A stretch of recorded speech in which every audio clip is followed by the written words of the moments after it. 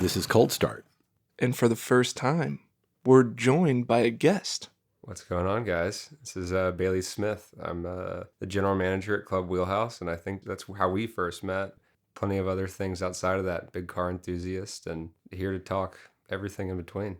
Right on. Well, we're going to jump right into the content, and we'll go back and learn more about you and your childhood and all that stuff. But what kind of cars do you like? I can tell you what I own, and then I can tell you what I want to own. What I own is JDM cars, Mazda RX-7 and a Mitsubishi Delica, two very opposite ends of the spectrum there. This is a very warm and friendly place to the JDM types. Yes.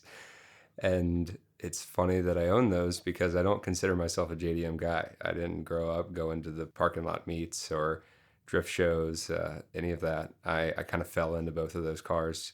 I explain that as just that the universe is like, here, these make sense for you in your life.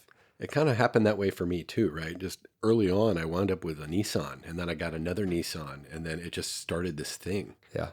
It's just how it goes. I think I had 3 of them in a row. They're accessible. They're relatively reliable depending on what you own and what part of its life you own it in. For me, they just answered the problems that I was looking, for solutions for.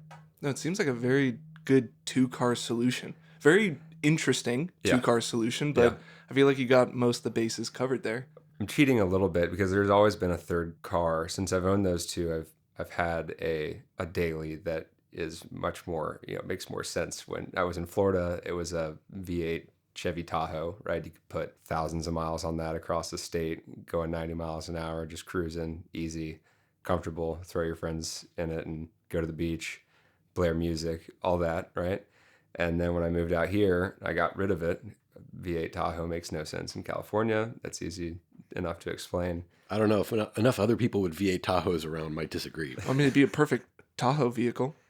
This is true. But when I got out here, I drove the van out here, and this is maybe we'll pause it and come back to the story of why I got the van, because I knew I wanted to adventure in it. Yeah, I showed up in the van day one at Club Wheelhouse, and Martin, our founding partner there, looked at me and was like, "You gonna drive that thing every day?" I was like, "Well, I'll ship the RX-7 out here at some point, but yeah, I just did 6,000 miles in it. I can keep going." He's like, "I don't know about that." Next week, he brought over his E55 AMG, the W210, so 2001. And here I was again, 4-door V8 cruise at 90 miles an hour, and that's what I drive every day. That's the answer. That's awesome. That's one of those comfortable stealth mobiles. I remember when those came out, people were like, "Dude, you know how fast that relatively innocuous looking Mercedes is?" It's a wolf in sheep's clothing, for sure. My girlfriend looked at it and was like, "That's my grandpa's car." That's so funny you say that. I actually had a coworker in the early 2000s whose name was Wolf, who had one of those cars.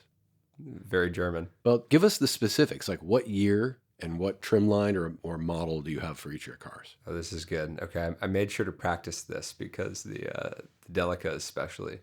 The RX-7 is my first car. It's a 1994 touring trim. So it has the leather seats, the Bose sound system, and the sunroof. I turned 16 on Facebook, or my mom announced on Facebook, "Bailey's 16, haha." And one of her best friends who bought the car new in 94 responded on Facebook and was like, "Does Bailey need a car?" My mom and dad were there when she bought the car in North Carolina in 94.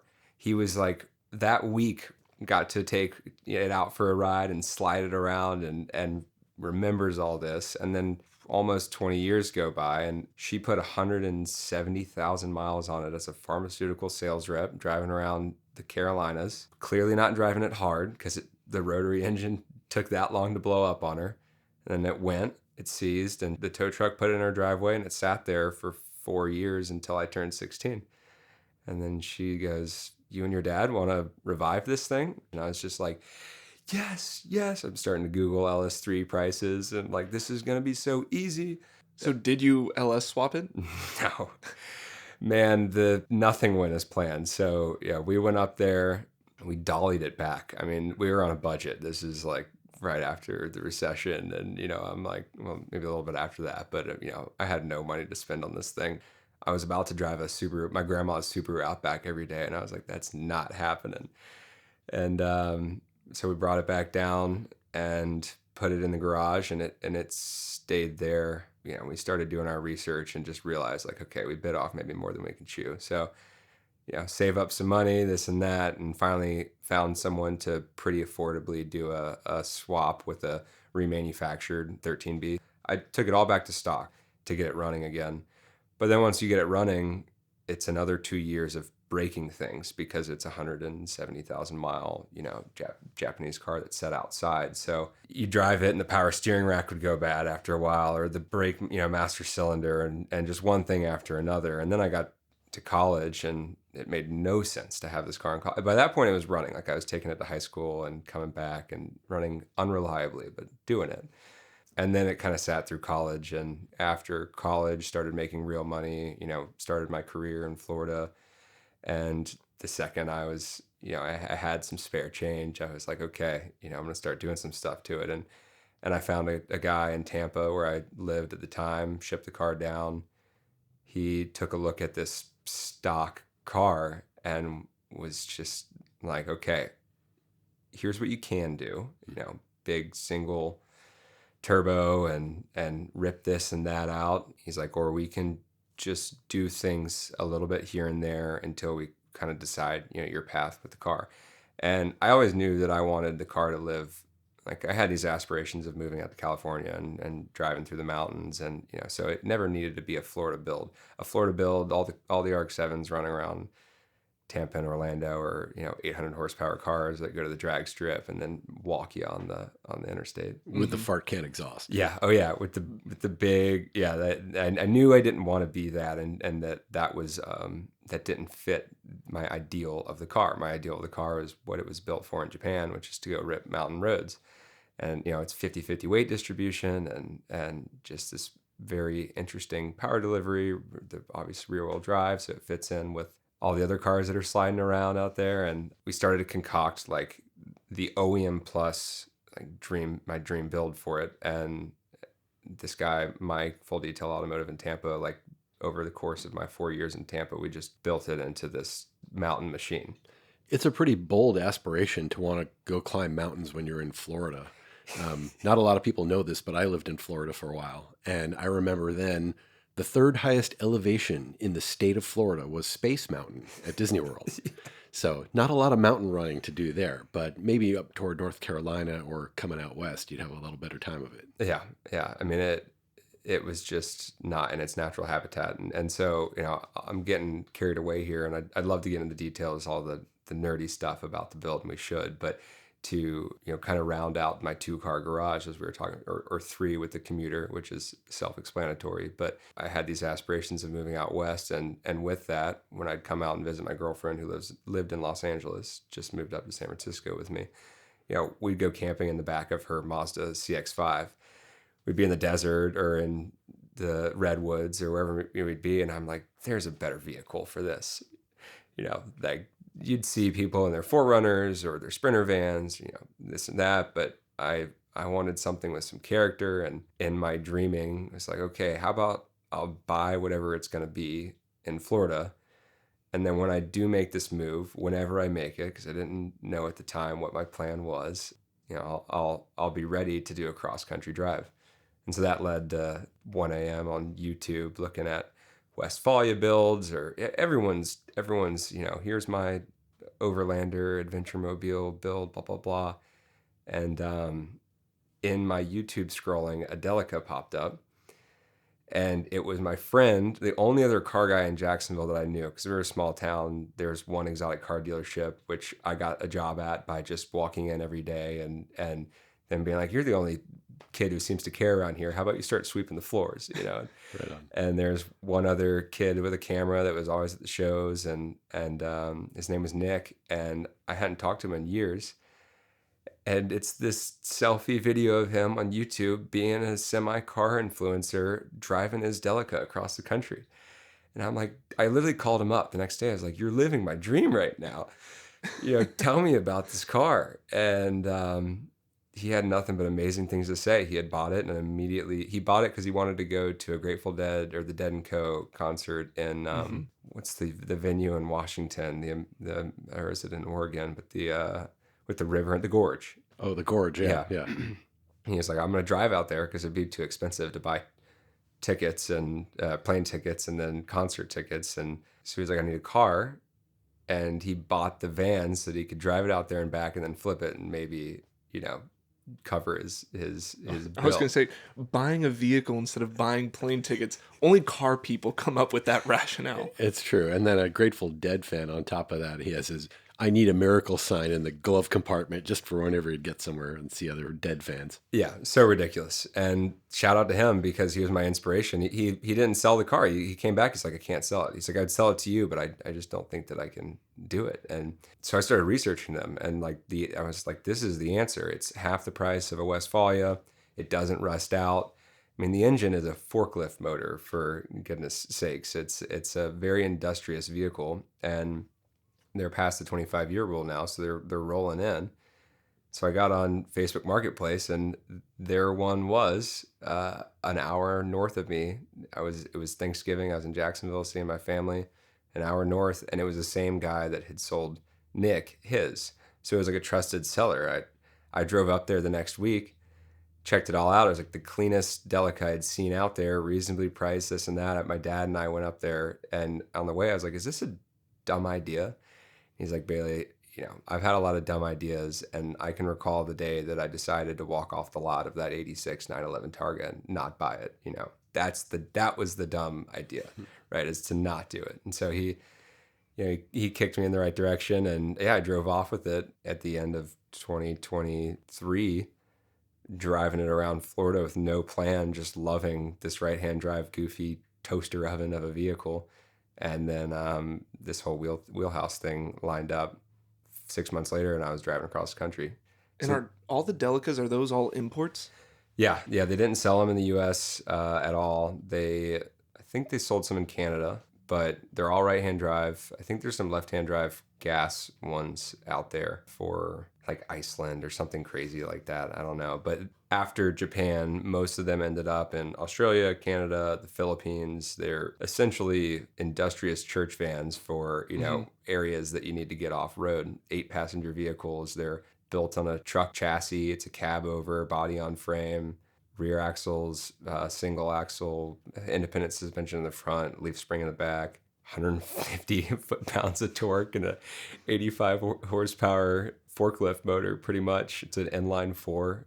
And so they're great. You can beat the crap out of them and put 350,000 miles on it, and it'll do it. I mean, the only problem is the little things that you need a part was never sold in the U.S. That can be a little challenging. A lot of people haven't worked on them before, but you can get in it and go across whatever terrain. It'll do it. Could you roll up to a Mitsubishi dealer and say, yeah, work on my car? I haven't tried that yet. Well, where Mitsubishi's at today, I don't know if you'd want them to work on it. Diesel mechanics are diesel mechanics, right? So you definitely can't take it to someone that doesn't like diesels. I should tell you you asked like the trim of the car. What I bought was a 1997 Mitsubishi L300 Delica Star Wagon Turbo D. That's the standard name. Mine's a special trim, but that's the name without the special trim. And then I have the Active World Edition, which is in previous years was called the Chamonix, which is like their ski edition. So I've got this crazy kind of Arctic livery across the side.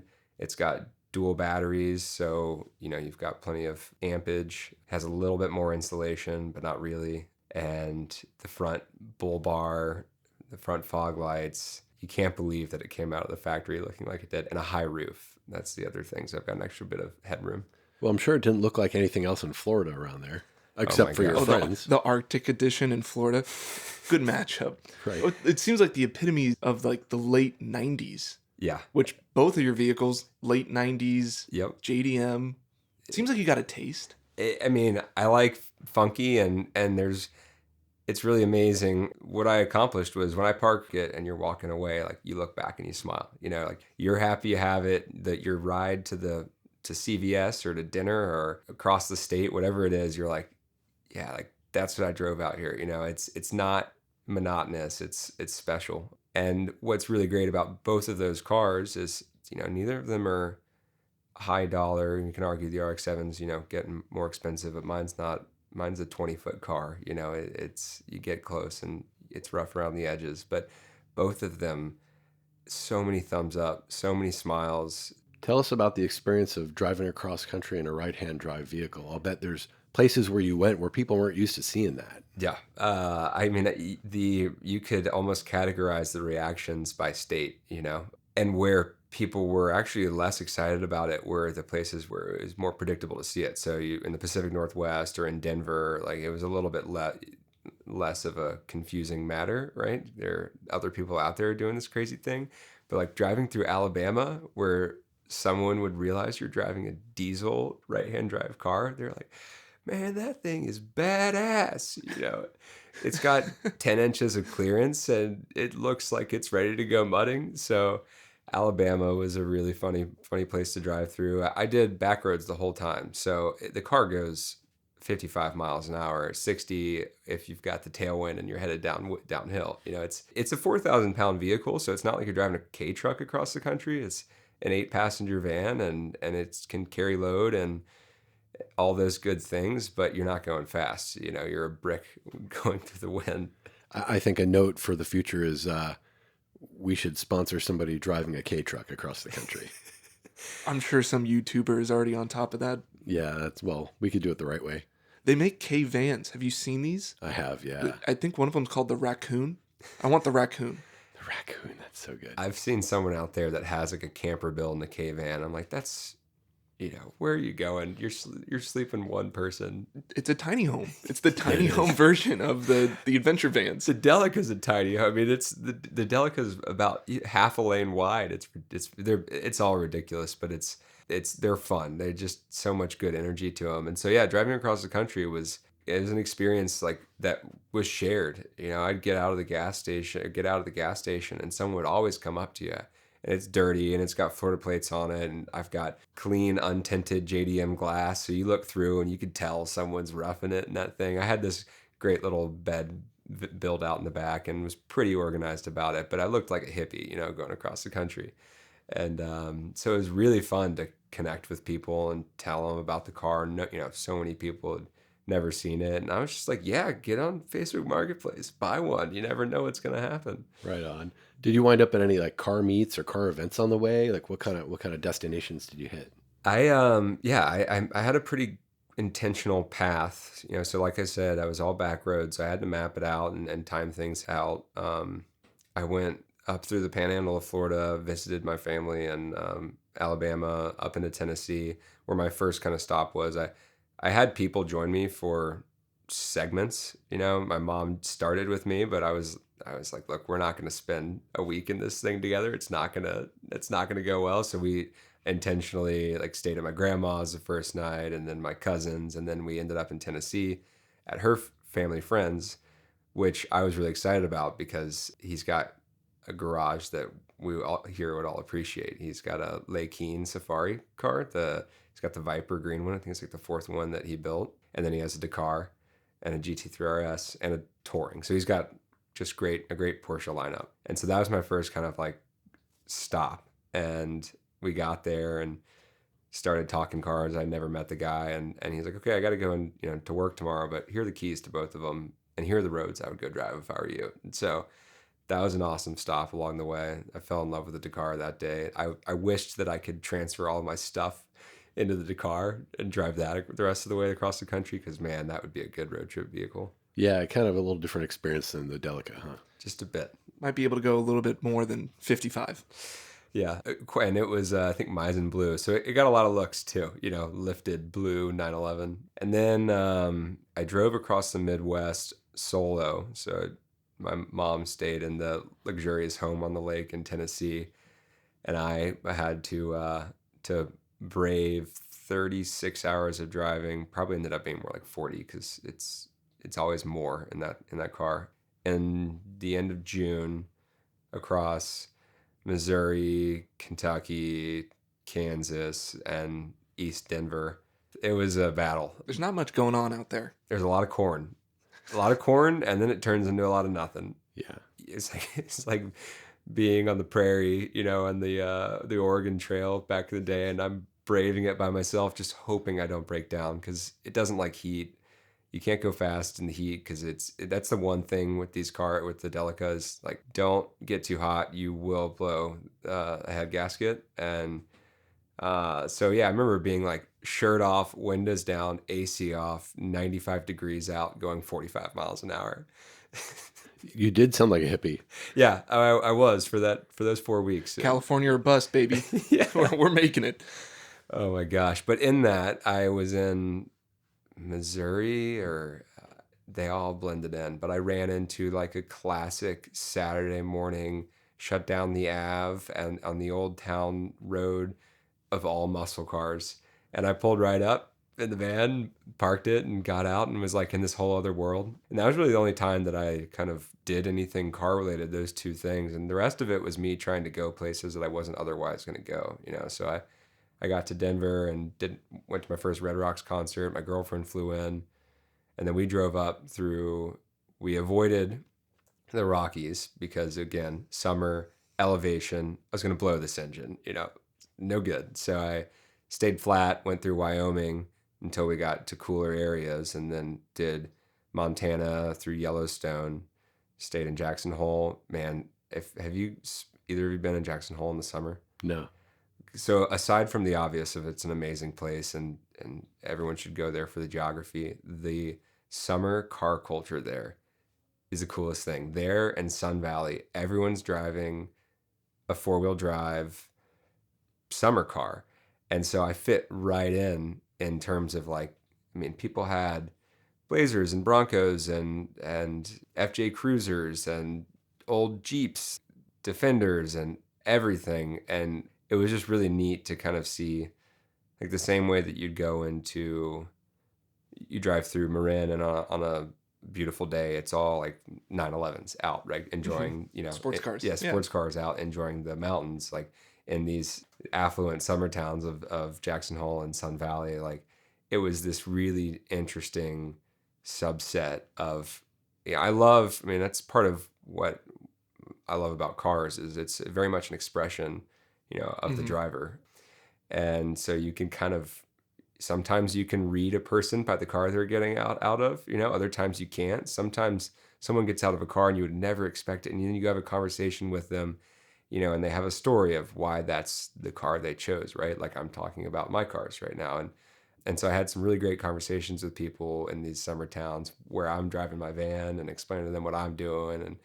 But yeah, I'll fast forward to Sun Valley because part of my whole plan here of going across country was there's like one shop in the country that specializes in Delicas. Like plenty of people import them, but not a lot of people are like, we're the guys that work on them. Mm-hmm. And there's this shop called Nomadic that started importing them, I think in COVID, like as a hobby. They're skiers and snowboarders, that mountain bikers in the summer, that the same way I had a need of something different to go adventure in, you know, they found the same answer in Delicas as I did. And they just went all in on them and started a shop, and it's grown so big that like nationally they're known. Like I'm in Florida doing research on my Delica, and the answer is like, go to these guys, you know, if you want to do a full build.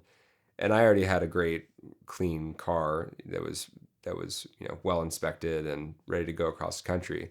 But I had a slow car, you know, that these guys are madmen and have figured out how to properly tune them. Oh, nice.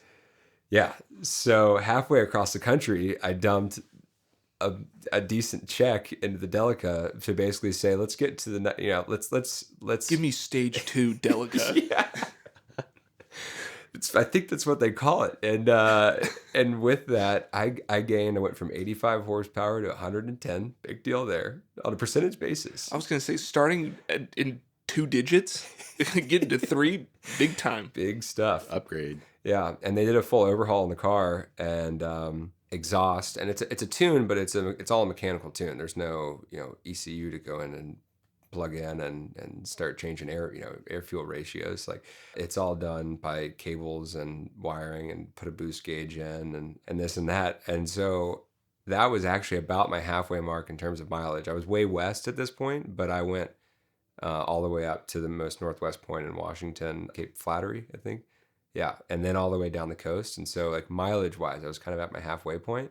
Yeah, they made like the second half of the trip like completely different. I went from like going uphill and hoping that I was still going 10 miles an hour by the time I was at the top of the hill to like carrying speed and actually accelerating uphill without overheating. Like if they've all the cooling, the exhaust made a big difference.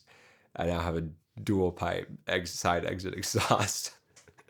Side exit, nice. Oh yeah, yeah. I'm basically the Japanese version of an F-250 diesel running around out there. It sounds like it. That's when you definitely get some fun looks. Someone sees you driving right-hand drive at a stoplight, and you roll the window down, and you rev it for them, and their face lights up. You know. Was there anywhere you went that was sort of scary to be in this car? Yes, I have one sticker on my van. I promised I wouldn't be, sticker it out, but one made it on, which is it says I got my ass across the pass or over the pass, whatever it is, and it's Beartooth Pass. Crosses over the border of Montana and Wyoming. It's like 11,000 feet. It snows up there. It was almost shut down. I wanted to go over it so bad because I'd done it once before. And I was with my girlfriend this time. I was like, you have to see it. It was like, it's like the most, it's God's country out there. Just so unbelievably beautiful when you get at the top of this thing. But you have to get up there. And I knew the van, this was pre-tune. So I knew it was going to be A challenge. It makes it exciting. a worthy challenge. Yes. It had snowed the day before up there. So it was cold. That's good, right? I'm not going to overheat. But it's pretty steep, and there's plenty of other trucks and cars and people using the pass, and like legitimately I could go full on into the uphill at 60 miles an hour, and by the time you're at the top of it, you're going 12 miles an hour, like lose all speed. And so it was an anxiety inducing thing. And I remember the amount of joy when I got to the peak and went from going uphill to going downhill in it. I have tons of photos, and I was jumping around. My girlfriend's freezing cold up there, staying in the van, and I'm like parading because I knew once I got over that, I was like, okay, I'm gonna make it to Sun Valley. They're gonna check all the belts and the hoses, and I tell me that I haven't overheated this thing in the middle of the Midwest. And from there, it was steady cruising. My friends joined me in Portland, and we went all through the Northwest, and then I did the last stint, the Highway 1, by myself, which was probably the most special part of it. I was at the end, like I was like, okay, I might actually complete this whole challenge. I'm in the right lane heading south in a right-hand drive car, so like the coast is just right there. The views are all right there. Another amazing perk of driving in a bread van is it's all glass, so you can just see out. There's no nose in front of me. And then I showed up in San Francisco 33 days later. I almost unscathed. I got to Stinson Beach, and I was really excited. I was like, I'm gonna go put my feet in the sand, like go touch the Pacific, and in my new home city. And I was backing the van into a parking lot, and there was a tree with a low branch. It's a tall car, and I busted straight through the rear window, just shattered it. I just completely shattered it. 30 minutes from home. Almost there. Almost. And I was so happy that I had made it. I just laughed. I probably said one expletive, and then I looked around, and I was like, the irony that I broke my own windshield in San Francisco Bay. I thought that was going to be a terrible bill, but I actually called around, and I found, of course, only in San Francisco you find there was a distributor that had a replacement for $250. I took it. That's not bad at all. No, took it to a shop in Santa Fe. It has its own rubber gasket. It fit right in, and the only thing I lost was my original stickers that were in Japanese on the van, and those had actually kept the glass together in that area, and so I saved that and I framed it. So I have this frame of like the stickers with just broken, shattered glass behind it. I mean, that's a joke a lot of people make, is like, oh, the stickers are holding it together, aren't they? And, and they were. Yeah. So yeah, that's the Delica in a long story, but I love that thing. I hadn't actually thought about the benefit of having a right-hand drive vehicle driving south down Highway 1. Yeah. you get that view the whole way, right? From the other side of the road, even if you're in a left-hand drive, there's still that other lane to look past, right? So that's an unexpected benefit. Yep. No obstruction, and you're very upright, you're tall, and I mean, your feet are at the front of this thing. Like there's no, you are. You are the crumple zone. Yes. The crash box, yeah. And so you're quite literally, hanging right over the edge looking at it, and it's cool. Right on. No, it seems like you're the type of person of getting into vehicles. It's more about the story or the experience that you get out of them. I mean, I couldn't imagine having an FD RX-7 in high school and college and it not be modified. Like that thing would be slammed, tuned, turbo, wings, like There might be a sticker or two on it as well, I think. completely. Oh yeah, be full like livery, like Fast and Furious status. But it's really cool of like your mindset of approaching the cars is what they kind of can give you in their stock form to the most, right? I think a stock RX-7 FD might be a little disappointing, but like some freshen ups here and there, or better suspension, and you might have a really, really fun Sunday car. Stock RX-7, stock tires, you can very much get sideways in that thing. I can tell you that. If there was one thing, I foolishly figured out how to do in high school, was power slide that thing. It's the time to do it. Yeah. Get kicked out of a couple Walmart parking lots. Yeah. Oh my gosh. Do they have that buzzer on the rotary engine? Like you're not supposed to exceed a certain RPM, and if you do, it like kind of buzzes back at you. I think that was the first generation, what they called the SA RX-7s had that. I had a friend who was telling me about this, where he'd go drive on the freeway, and effectively at what they would call the red line, there was this like buzzer, the sound it would make, and they would just completely disregard it, and they'd stay in it. And eventually they'd make this giant explosion out the exhaust from the back. It was just the effect of how it like pushed too much gas into the exhaust at this point. And I guess it was rated not to be able to do that. Wow. So I guess they got that figured out by FD.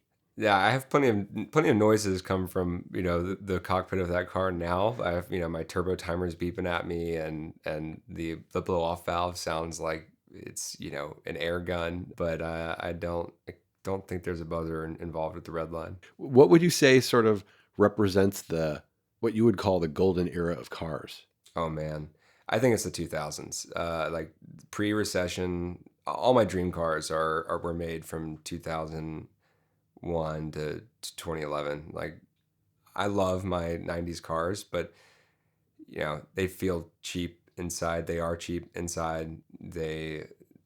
I won't rag on them, but I'll divert to the 2000s, man. I think in 50 years it'll be the 1960s and the 2000s, hands down the best 2 decades of cars. I mean, we could sit here and talk about so many examples.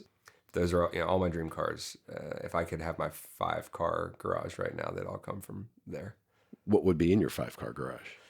I mean, I was trying to think of this. I knew if this question came. I mean, you asked for it, dude. Well, can we go practical and then dream? Can I fill out what I have now to 5 cars? Yeah. Okay. Practical first. I Okay. think like every car guy, you're 100% correct where it's like, what's your dream car? And you're like, well, what are the circumstances? Yes. Did I hit the lottery? Are you talking about like in 5 years? So let's do practical first. If we have the RX-7, the van, Yep. is the E55 on this list? Or are we just, we're taking that out? E50, Different daily. Yeah, it would be an E90. Probably right now I'm feeling DCT, just because it'd be the daily, right? So Fair enough. Yeah, Gotta throw Silas a bone, too. I would buy Silas's car off of him. What, you're going to buy my manual and swap it to Oh yeah, DCT? shoot, this is right. Oh, The man. BMW enthusiast would come after you. I'm opportunistic. Whatever is the good buy, if it's a 6-speed or a DCT. I've driven more 6-speeds but if I had a daily, if I had to fit a daily into the 5-car, like 4-door V8, with a automatic quote in the DCT would be perfect. So those 3, and then a 997 GT3 of sort. Well, excuse me, a Porsche GT car of sorts. Depending on the day, it's a 996 GT3, it's a 997.1, or it's a 997.2, depending on where the market is. Right, it feels like every day it's getting further away from me. You just keep thinking, I was like, all right, what is that one Porsche that no one knows about that I can just afford a Porsche? You know what I think it is right now? I've been thinking about recently, and I haven't driven one, so I don't really know if this is the answer, but I love the first gen Boxster Spider. Super cool car. I thought you were going to say 914. Well, it's the modern 914, right? Now the I've 914 never heard it called that. the 914 is Volkswagen. Doesn't count. No, I'm kidding. No, you're right. Yeah. So those that would get to 4, and then the 5th is like such a wild card. I guess if I went with a 997 GT3, whether it's .1 or 2, I would need a convertible in the mix, and I don't know what that answer is. The I almost Boxster doesn't do that for you. I almost thought you were going to say, well, if I get a 997 GT3, then I need the 996 GT3 RS.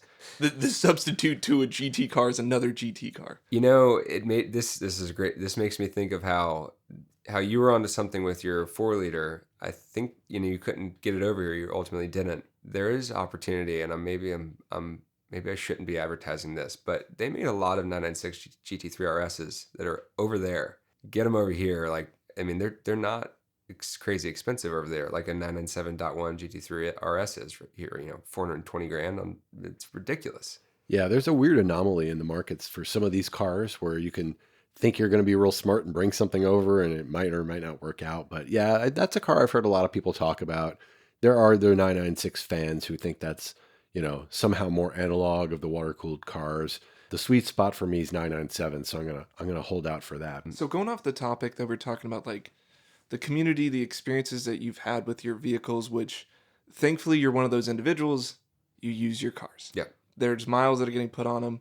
But transitioning a little bit, maybe back to the beginning of our conversation of why you came out to California in the first place, and give you an opportunity to talk a little bit about Wheelhouse, and maybe that's a community that also supports using your vehicle. What a segue. Yeah. I mean, we had the stars aligned. I remember years ago of like, hey, someday, everyone's going to be driving around in commoditized electric cars, it looks like, right? Cars are just getting more and more boring, and it's getting more and more special to share, the passion we have, right? I mean, it feels like car shows have grown and car culture has grown and ownership and hence values have gone up and this and that. But I remember grand visions of like maybe one day like I could do like a car clubhouse like in some part of the country where there's just amazing driving roads, and even if it was like Montana or something, it's almost like you fly in, you do your driving, you hang out, you enjoy, and you go back to where you came, and maybe that'll exist in the future. But this kind of wild opportunity to get to do that on a more local and micro scale here in Marin County came up with Club Wheelhouse. So I met Martin Lauber, the founder, and we just opened up. We're car storage and social club here in Marin County in Corte Madera. It's a 8,000 square foot clubhouse with a cafe and library and boardroom and office space and a display of about 15 cars. And then we have warehouse space up here at the track here at Sonoma Raceway where we are now for plenty of cars, and then also warehouse space in Southern Marin. So the car storage is black and white. That's grown and become a pretty popular business model and concept across the country.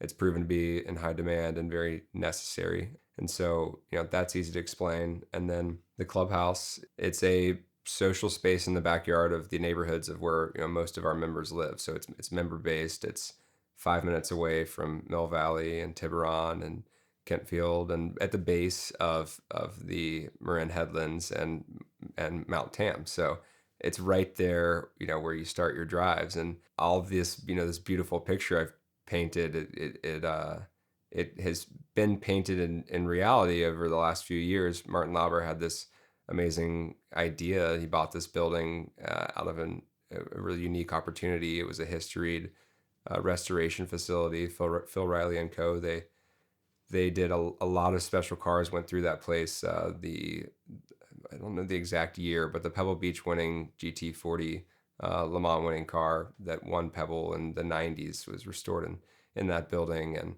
Ferrari 250s and early Bugattis and this and that. Just an amazing building of history. Went dark, and Martin and his business partner Alan Turpins bought the building with kind of like I joke with them, and I think they'll agree here, is almost like a dog catching its tail. It's like they got the building and then they're like, all right, what do we do with this? And Club Wheelhouse was born, from that idea. They're amazing collectors and vintage racers, and Todd, I know you know them very well, and thank you for being, a founding part of it. Thanks for having me. You know what they say about clubs that'll have me as a member, right? I think I've heard this one. We certainly think it's a a good indicator that you want to be a part of it. But Well, thanks. Thanks for having me. and You're welcome here to the track anytime. I'm partaking in more and more time up here, and soon I need to get Silas in the passenger seat of a car with me out here, so I can dial in what you guys have figured out, which is how to enjoy the track. You'd be in good hands. Perhaps you want to listen to, so you want to go to the track a couple more times. Yes, yes. He's doing it right too. He's starting with an E30. Yep. So staying close to my heart. I love it. Balanced, light, hopefully can't hurt me. Yeah, don't go out and damage a brand new Cayman GT4 like some people I know. Oh man, oh man. So to go back, I'll tell you guys a cool story of how I ended up there, because I think I've referenced or said like the stars aligned. It really felt like the universe answered something I was looking for, but I also didn't know what I was looking for. 2 years ago, I had this adventure van. I was ready to move out west. I had the perfect mountain ripper of a car. Just had to find the excuse to like rip the Band-Aid and move out here. And I was in commercial real estate and had a good career trajectory and all those things. And I just wasn't really excited to go put an application into the next job on the resume. And so I picked up the phone and started calling people in the car world because I loved cars, right?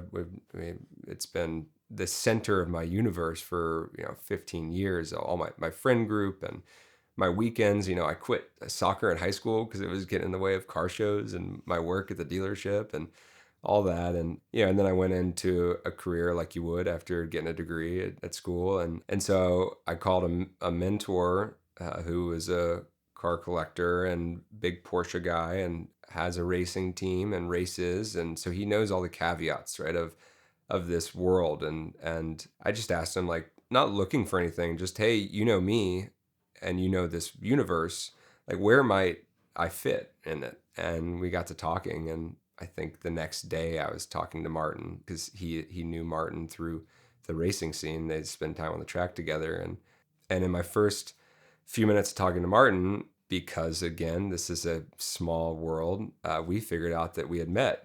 I was at Car Week, 2014, and I go every year. It's the week of the year. Me and my buddies go and get a house like you do, and we were running around spotting cars. Like, that's where this all started for me, was kid with a camera putting pictures of really cool cars online, and then that grew, and we saw the first singer we had ever laid our eyes on just out on the street in Carmel, which is Car Week's the only place where that happens. And we sat there and like took photos of it for probably like an hour and a half. Like, we were just freaking out, going all through this thing, just checking out every detail of it. And the owner, was probably trying his best to not walk outside and deal with this group of teenage kids that were gawking over his car. But we were there so long, his wife's probably like, we got to go, and so he came out finally and from dinner and opened up the car. He was so gracious to us, showed us around. I think I got to sit in it, really humble. He was like, oh, if you think this is cool, like, you got to ask that guy what he owns, like trying to divert the attention. And we're just having this awesome little interaction that only happens that 1 week of the year. It's such a special thing, and totally made our day, that day of Car Week. And 10 years later, Martin and I get to talking, and he's like, yeah, I have the first singer. I think I maybe had seen a picture of it and his name tied to it. And so he's like, you have the Nebraska Commission, like the cream over green, like this and that. And he's like, yeah, no, I do. I go, we met before 10 years ago, and so it was this kind of full circle moment of like, wow, okay, we were supposed to meet again. And that got to us talking about Wheelhouse and his idea for it. And he was already well underway in the construction of the building. But, Silas, you had asked like about this whole community thing. What's so important to me with the concept was when I got talking to him about it, it was like, oh yeah, this is the ethos of this is exactly what it should be. Like, just shared love, above all, for enjoying cars. It's not about what you drive. It's not about where you drive it. Are you in on this idea of like enjoying and sharing this this love, and however it embodies itself, whether it's just hanging out at the clubhouse and chatting about the latest Bring a Trailer listing, or it's saying, hey, let's all book a trip to Le Mans next year, and go with our families, or the like little things in between. I mean, we've now created this awesome space where people show up on a Sunday morning to have a cup of coffee, and next thing you know, they're driving up into Petaluma because someone else pulled up in the lot, and they're like, oh, I'm about to go for a drive. You want to go? And the very eclectic group of people that it's attracted. I mean, one of my best friends my age joined as a founding member, and he drives an E90 M3, and that's him. And then we've got a member that's raced Monterey Historic since before it was Rolex Reunion, the last I think 53 years in a row, in his Alpha TZ1, and he's in his 80s now, and and everyone in between. So it's a really special thing that I've gotten the opportunity to be a part of and help foster. I mean, Martin Allen and I saw eye to eye on what this thing should be, and so we've just kind of dove in. Right on. It's a great story. I think the way community brings people together over this thing they have in common, even though they might not ever cross paths, is the coolest thing, right? Like car people come from all different kinds of backgrounds, and you'd think it might be this sort of homogeneous group given the location or what have you, or everybody's got to be fancy about it. But no, it gets all stripped away once people start talking about what they're passionate about. And that's one of the things that makes this pretty cool.